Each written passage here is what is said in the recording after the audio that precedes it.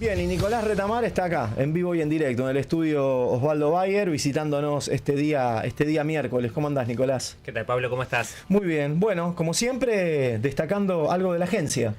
Destacamos algo de la agencia y también nos ponemos en agenda y en contexto. Se cumplirán 49 años del inicio de la última dictadura cívico-militar el día lunes, y desde nuestro espacio, desde la ciencia, es cómo la ciencia colaboró y colabora con los derechos humanos, ¿no? Uh-huh. Entonces quiero hacer un breve recorrido casi cronológico a modo de historieta. Como muchos saben, uno de los hechos más aberrantes, sin dudas, tiene que ver con el robo y apropiación de bebés, que incluso en algunos casos quedaron en manos de los torturadores de sus propias familias, ¿no? Esos Uh-huh. bebés recién nacidos. Entonces las abuelas de Mayo empiezan a preguntarse de qué manera nosotras podemos saber científicamente, es decir, 100% de seguridad, no me parece, no, científicamente de qué manera nosotras podemos saber si ese bebé recién nacido es hijo o hija de algún familiar, ¿no? Si es mi nieto o es mi nieta esa persona. Entonces, ¿qué hacen las abuelas? Empiezan a preguntar y empiezan a viajar por el mundo buscando a los científicos más importantes, buscando a los genetistas más importantes, y se encuentran en Estados Unidos con Víctor Penchazade. ¿Quién es Víctor Penchazade? Víctor Penchazade es un pediatra, es un genetista argentino que estaba exiliado en Estados Unidos.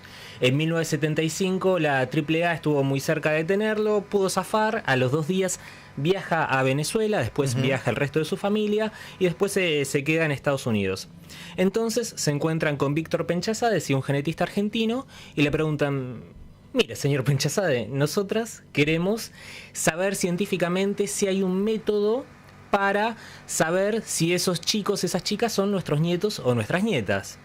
¿Qué hace Víctor Penchazade? Las contacta a las abuelas de Plaza de Mayo con Mary Claire King.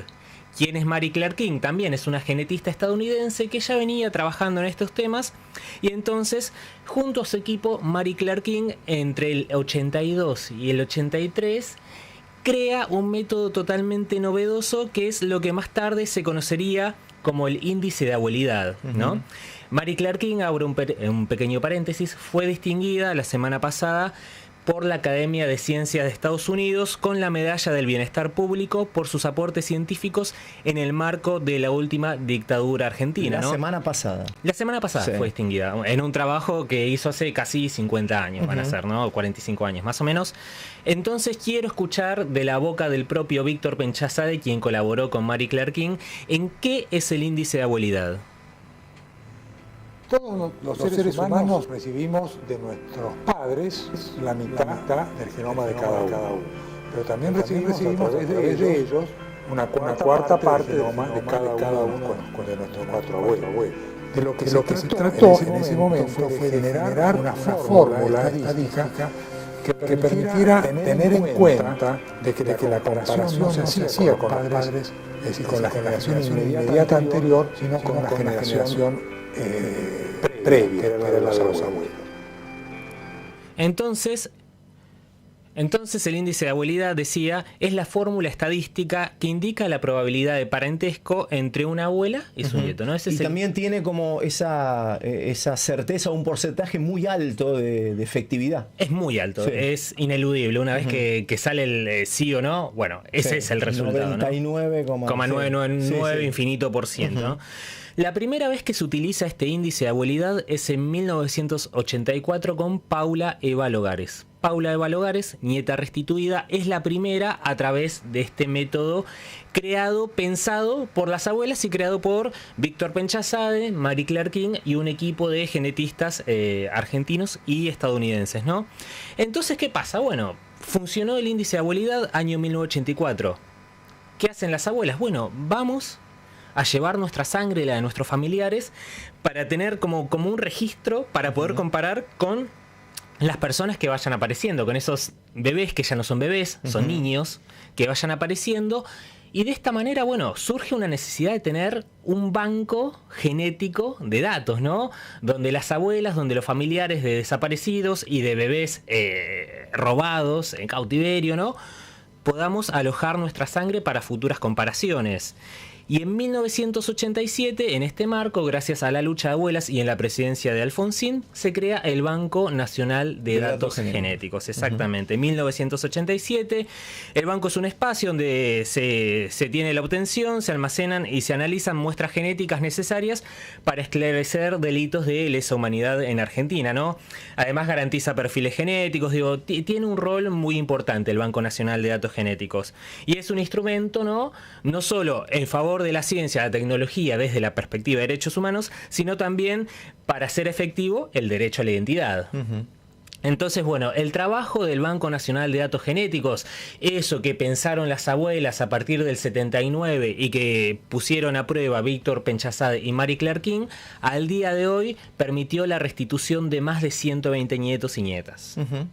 En paralelo, me dejaste pensando, Nico, en paralelo está todo el laburo del equipo argentino de antropología forense, que uno podría pensar también que es otra pata de la ciencia que se puso en función de los derechos humanos y que es un equipo que se creó en la Argentina, también interdisciplinario, pero también con integrantes de diferentes países. Hay un estadounidense, un científico estadounidense también que lo motorizó y tiene una historia hermosa también, maravillosa, que está en paralelo un poco, corre en paralelo con esta historia, ¿no?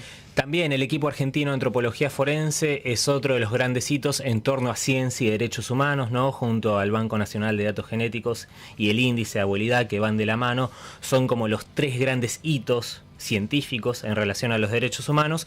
Pero ¿qué pasa? Yo venía contando una linda historia del Banco Nacional de Datos Genéticos. En 2009 pasa a la órbita del ahora ex Ministerio de Ciencia, Tecnología e Innovación, ¿no? ¿Y qué pasa? Bueno, la llegada de la Libertad Avanza al poder implicó un ajuste en todo lo que es ciencia y tecnología y a nivel general, ¿no? Jubilados, todo lo que ya sabemos. Y el banco fue uno de los organismos que se intentó cerrar a través de la ley Bases. Lucha popular, recuerden, eso va al Senado, el Senado vuelve.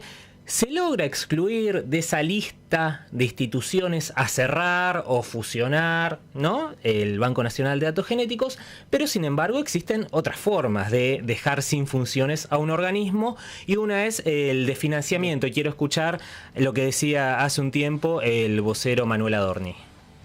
Frente a un pedido del presidente del bloque de la Unión Cívica Radical, Rodrigo de Loredo, el gobierno tomó el compromiso de no avanzar ni en la modificación, ni en el cierre, ni de absolutamente nada en relación al Banco Nacional de Datos Genéticos. Tomamos el compromiso de aclararlo públicamente, así que como se han generado algunas dudas con respecto a esto en las últimas horas, bueno, ratificar que no está en los planes del gobierno tomar ninguna medida, ni ninguna modificación, y que el Banco Nacional de Datos Genéticos seguirá funcionando tal como lo viene haciendo hasta ahora. Sí hubo medidas, que es el recorte presupuestario, que es el ajuste. El Banco Nacional de Datos Genéticos es el segundo organismo más perjudicado por esta administración en toda la función de ciencia y técnica, solo por detrás de la CONAE, que es la Comisión Nacional de Actividades Espaciales. El Banco Nacional de Datos Genéticos perdió casi un 60% de presupuesto en la actualidad si lo comparamos a 2023. Y queda como el recorrido que pretende la Libertad Avanza es que un lugar que tiene vida, que tiene progreso, que tiene desarrollo e investigación, se transforma en un museo, básicamente. Y ellos van por la batalla cultural. En este sentido, más allá de las batallas, digo, una es esa. Porque no solo es la batalla contra la ciencia, sino que es la batalla contra algo que nos representa y que nos enorgullece en Argentina y en todo el mundo. Somos reconocidos en todo el mundo, no solo por la lucha física que pusieron las abuelas, girando todos los jueves sobre Plaza de Mayo, sino por esas ideas científicas que pudieron materializarse gracias a Marie Claire King, Víctor Penchazad y todo un equipo de investigadores, de científicos. Argentina fue pionera y hoy ese modelo se replica en otras partes del mundo. Nico Retamar estuvo con nosotros, bueno, en el marco de este mes de la memoria, de esta semana que va a desembocar, por cierto, el próximo 24 de marzo, las noticias entre ciencia y derechos humanos de la Agencia de Noticias Científicas de la Universidad Nacional de Quilmes. Radio, cultura, música, muchas